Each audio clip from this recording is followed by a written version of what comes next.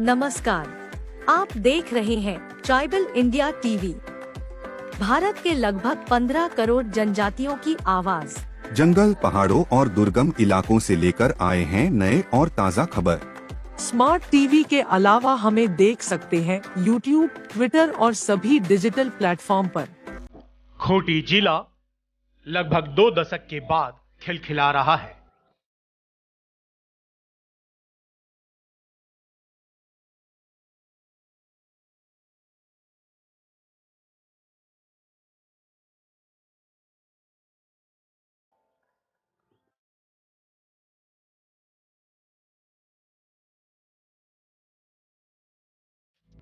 दहशत के साए से निकलकर खूंटी जिला के गांव घर में खुशहाली लौट आई है। ये सब मुमकिन हुआ है सबके प्रयास से, सबके विश्वास से। शासन हो या प्रशासन, सभी का सहयोग बराबर रहा है खूंटी का दशा और दिशा बदलने में, और यह प्रयास लगातार चल रहा है। विकास के कार्य भी तेजी से हो रहे हैं। आज हम एक ऐसे शख्सियत से रूबरू करा रहे हैं जिनके चेहरे पर हमेशा मुस्कान रहता है। युवा हैं, प्रतिभाशाली हैं और बहुत ही कम उम्र में उन्हें बड़ी जिम्मेवारी मिली है। जी हाँ, जिम्मेवारी मिली है, जमींदारी नहीं। ये बातें खुद कहते हैं माटी का बेटा, खूंटी जिला परिषद के अध्यक्ष मसीह गुड़िया। बिल्कुल, हम जमींदारी बिल्कुल नहीं हैं और एक हम साधारण सिंपल परिवार से हम बिलोंग करते हैं और जनता ने विश्वास के साथ में चुनी और किसी के प्रति मेरा कोई भेदभाव नहीं है, किसी धर्म के प्रति मेरा कोई भेदभाव नहीं है, कोई जाति या भेदभाव मेरा में नहीं है और हम सब कोई को लेकर के चल रहे हैं। यही मेरे पहचान। बिल्कुल, कुछ इसी अंदाज में अपनी जिम्मेवारियों का भी निर्वहन करते हैं। उन्हें जीप अध्यक्ष के अलावे एक नई जिम्मेवारी भी मिली है। झारखंड सरकार ग्रामीण विकास विभाग द्वारा झारखंड राज्य ग्रामीण रोजगार गारंटी परिषद का सदस्य भी मनोनीत किया गया है। ट्राइबल इंडिया टीवी के संवाददाता मनोज सरन कुछ पल जिला परिषद के अध्यक्ष के साथ रहे। वो किस तरह अपने कार्यालय में लोगों से मिलते हैं, कैसे उनकी समस्याओं को सुनते हैं।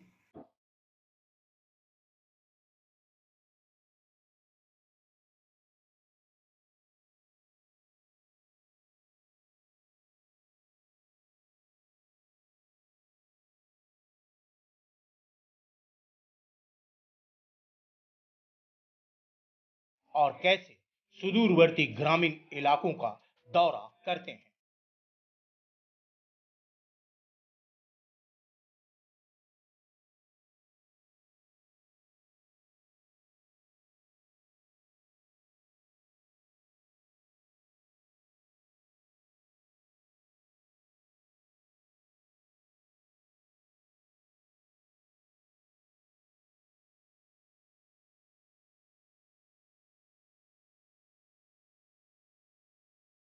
कैसे गांव घर के महिलाओं बुजुर्गों से मिलकर उनकी परेशानियों से रूबरू होते हैं। एक बेटे, एक भाई की तरह ग्रामीणों से मिलते हैं। इस दौरान जरा सा भी कहीं अहंकार या किसी के प्रति कोई भेदभाव नहीं दिखता। हमेशा चेहरे पर एक आकर्षक मुस्कान लिए मसीह गुड़िया खुद लोगों के बीच पहुंचते हैं, गांव घर की बेटियों से बात करते हैं, वहीं गोद में बच्चों को लेकर दुलारते हैं, पुचकारते हैं। यही अपनत्व, यही प्यार देखकर हर कोई मसीह गुड़िया को अपना बेटा, अपना भाई कहता है।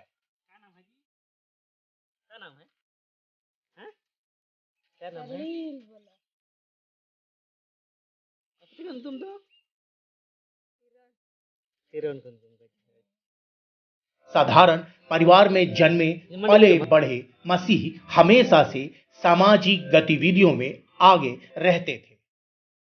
जहां कहीं भी उन्हें लगा कि समाज के लिए कुछ काम करना है, अपनी क्षमता के अनुसार उन्होंने अपना कर्तव्य निभाया और उनकी यही ईमानदारी, उनकी जज्बा को देखते हुए खूंटी जिला वासियों ने मसीह गुड़िया के कंधे पर एक बड़ी जिम्मेवारी डाल दी।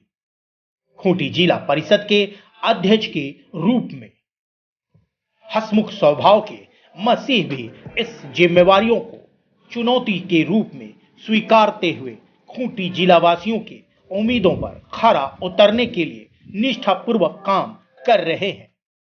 सबको साथ लेकर चल रहे हैं। सभी के आशीर्वाद से खूंटी की तकदीर और तस्वीर बदलने के लिए प्रयासरत है। हर दिल अजीज खूंटी के जिला परिषद अध्यक्ष मसीह गुड़िया बच्चों से बहुत प्यार करते हैं। गांव घर के लड़के लड़कियों को उचित शिक्षा मिले, ग्रामीणों को सरकारी योजनाओं का लाभ मिले, इसको लेकर काफी गंभीर नजर आते हैं। लोगों को खुद जागरूक करते हैं। खूंटी के सुदूरवर्ती ग्रामीण इलाकों का दौरा करते हैं। बिना किसी सुरक्षा के, बिना किसी बॉडीगार्ड के ग्रामीणों के बीच होते हैं।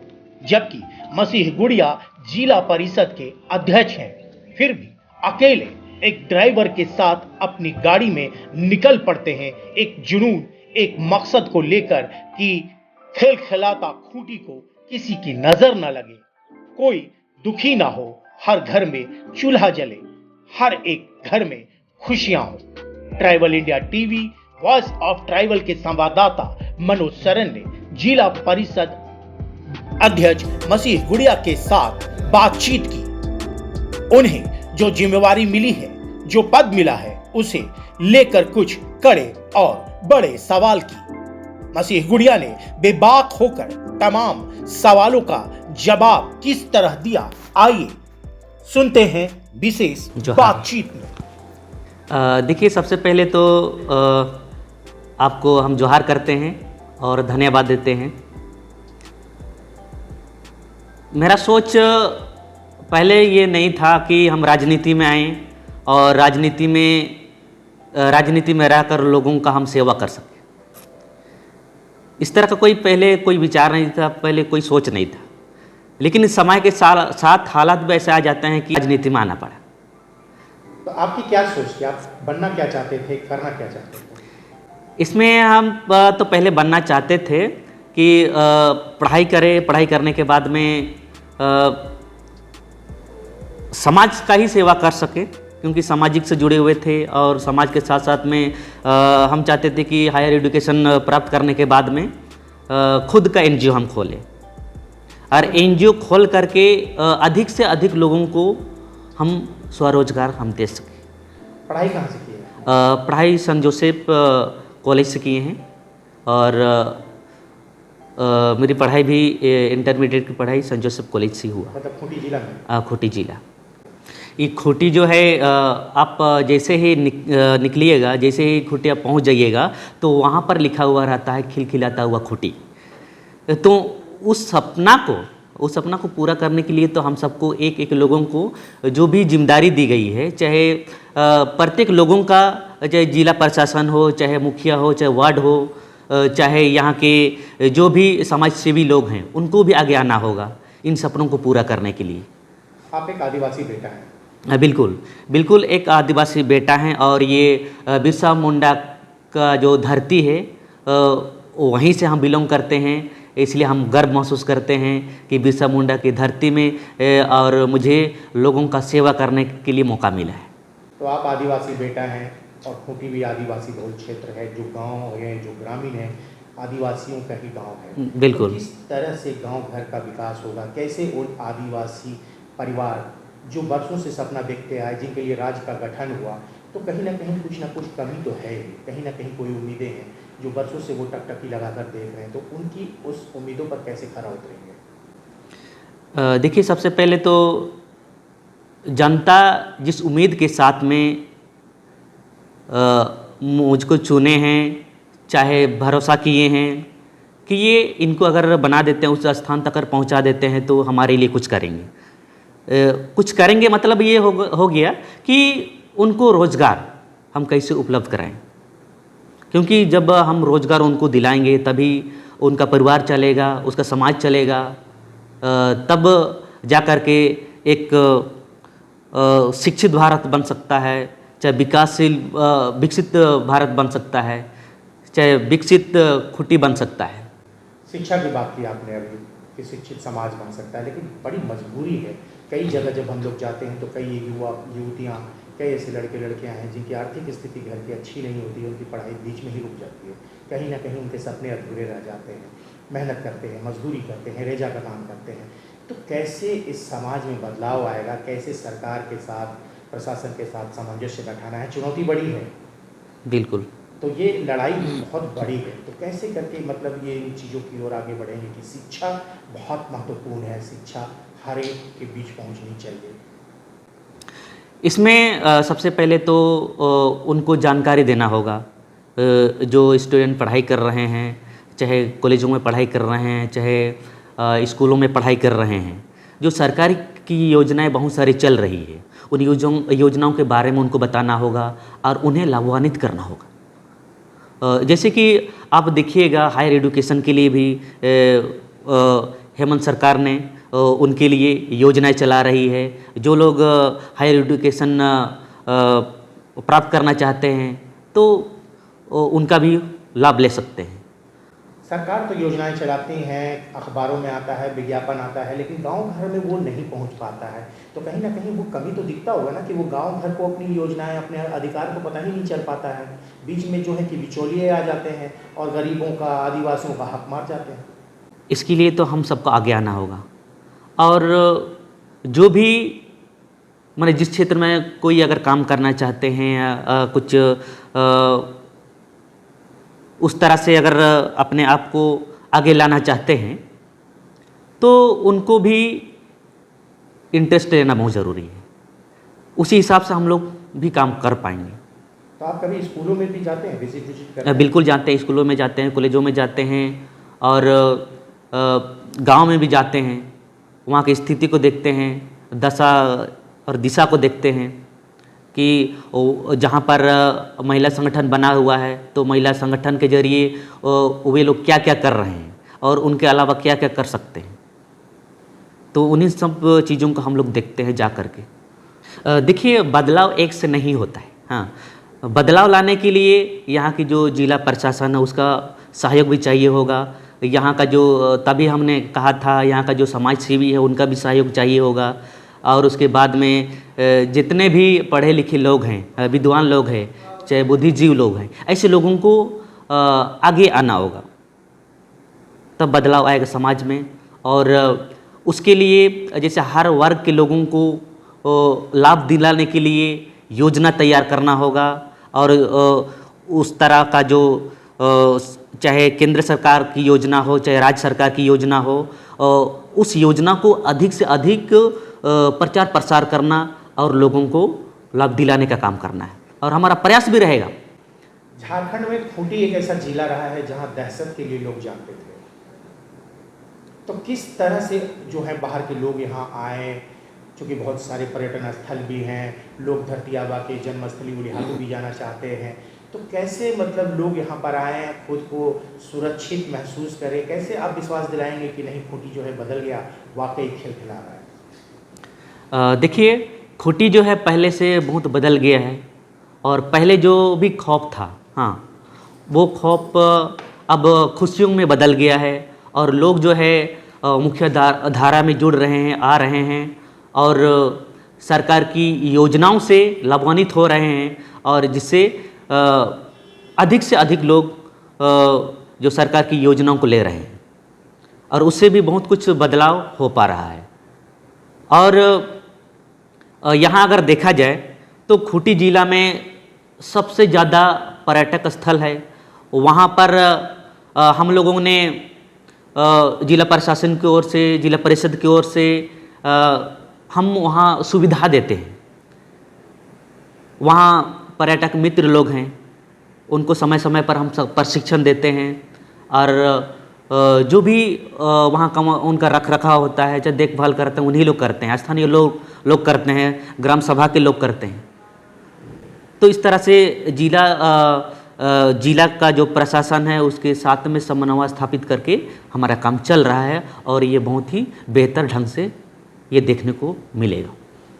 आप युवा हैं तो युवाओं के लिए क्या कहना चाहेंगे? जो युवक पढ़ रहे हैं, कॉलेज जा रहे हैं, उनके भी कई सारे सपने हैं, तो उनके लिए क्या कहना चाहेंगे कि राजनीति में भी आना चाहिए या फिर पढ़े लिखें कुछ बने? देखिए, युवा लोगों को राजनीति में आना बहुत ज़रूरी है। अगर युवाओं का स्थिति को बदलना चाहते हैं तो उन्हीं को आगे आना होगा, क्योंकि युवाओं का समस्या बेहतर रूप से युवा ही समझ सकते हैं। अगर आज देखा जाए तो युवाओं का सोच जो होता है, एक पॉजिटिव सोच भी होता है, एक होता है नेगेटिव सोच भी होता है। लेकिन युवा जो है ज़्यादातर नेगेटिव सोच में ज़्यादा चले जाते हैं। जो नेगेटिव क्षेत्र में और सोच में चले जाते हैं, वो जो भी माने करने का रहता है वो चीज़ नहीं कर पाते। जैसे उसका सोच होता है जैसे कि गाड़ी में घूमना, अड़ोस पड़ोस जहाँ ये पार्क हो गया, उसके बाद वाटर पार्क हो गया, ऐसे ऐसे क्षेत्रों में ये घूमना ज़्यादा युवा लोग पसंद करते हैं। लेकिन उसी जगह पर अगर युवा का सोच, अच्छी सोच अगर उनके पास आ जाती है तो निश्चित रूप से उनको समाज सेवा के रूप में अगर काम करना चाहते हैं, अगर कुछ शिक्षा के क्षेत्र में भी अगर बेहतर करना चाहते हैं तो उनको अच्छी सोच लाना बहुत ज़रूरी है उनमें। बिल्कुल हम जमींदारी बिल्कुल नहीं हैं और एक हम साधारण सिंपल परिवार से हम बिलोंग करते हैं और जनता ने विश्वास के साथ में चुनी है और किसी के प्रति मेरा कोई भेदभाव नहीं है, किसी धर्म के प्रति मेरा कोई भेदभाव नहीं है, कोई जाति या भेदभाव मेरा में नहीं है और हम सब कोई को लेकर के चल रहे हैं, यही मेरे पहचान है।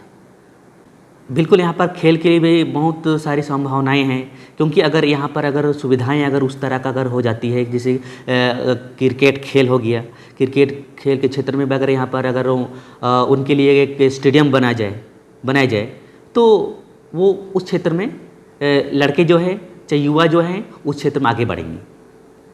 चाहे हॉकी के क्षेत्र में भी अगर स्टेडियम यहाँ पर महिला लोग के लिए भी बना हुआ है और वहाँ पर समय समय पर वहाँ पर चलते रहता है, इस तरह से और भी खिलाड़ी यहाँ से निकल के आ रहे हैं।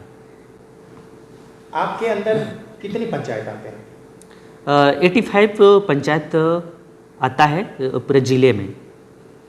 तो 85 पंचायत को आपको देखना है, उनके विकास में आपका अपना भूमिका निभाना है।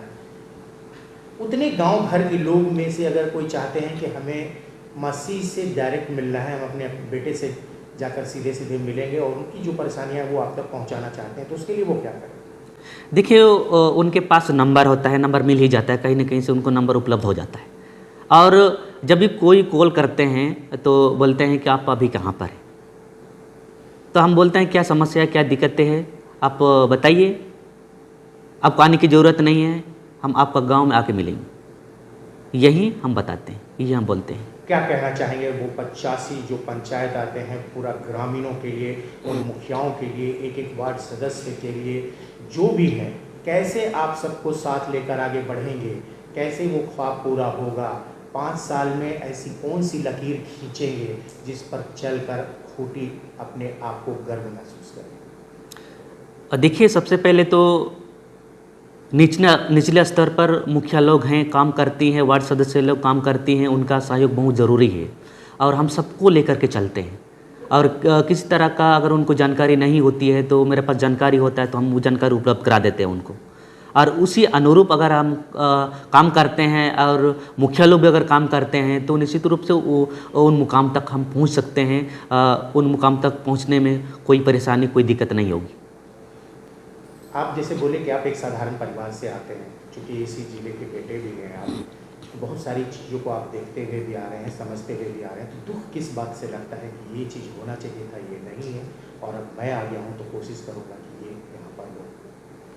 देखिए, दुख इस बात का है क्योंकि यहाँ पर खूंटी जिला में किसी तरह का कोई संपदा की कमी नहीं है, कोई भी उस तरह का जो ये संसाधन है, उस तरह किसी प्रकार की संसाधन की भी कमी नहीं है। जो हमारे पास है खूंटी जिला में जो भी उपलब्ध है उसी से अगर आगे बढ़ते हैं तो बहुत अच्छा रहेगा, क्योंकि रोजगार नहीं होता था, रोजगार नहीं होने के कारण जो यहाँ से पलायन होता था, लेकिन अभी काफ़ी हद तक रुक गया है, क्योंकि मनरेगा में हमने प्रत्येक पंचायत से एक हज़ार लोगों को जोड़ने का हमने काम किया है और ये अभी काम जारी है।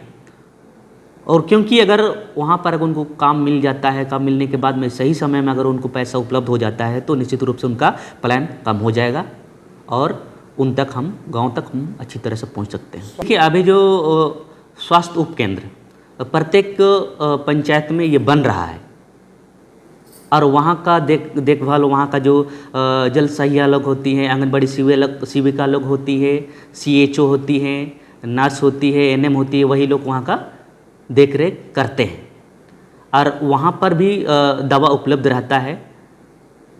और उसके साथ ही महिलाओं में जागरूकता आई है और जहाँ पर नहीं पहुँच पा रहा है वहाँ हम पहुँचने का हम विचार कर रहे हैं, सोच रहे हैं। तो आप कभी सभा में जब जाते हैं वहाँ पर 200, 400, 1000 की संख्या में लोग बैठते हैं, तो क्या सिर्फ आप अपनी ही बातें करते हैं, सभा को खाली संबोधित ही करते हैं या उनकी भी बातों को सुनते हैं? बिल्कुल नहीं, उनकी सबसे पहले तो उनकी समस्या को सुनते हैं, उसके बाद में जो भी मेरा विचार है, जो भी मेरा सोच है, उन सब चीज़ों को हम एक्सप्लेन करते हैं, सभा को संबोधित करते हैं। Tribal India TV voice of tribals है, आदिवासियों की आवाज़ है।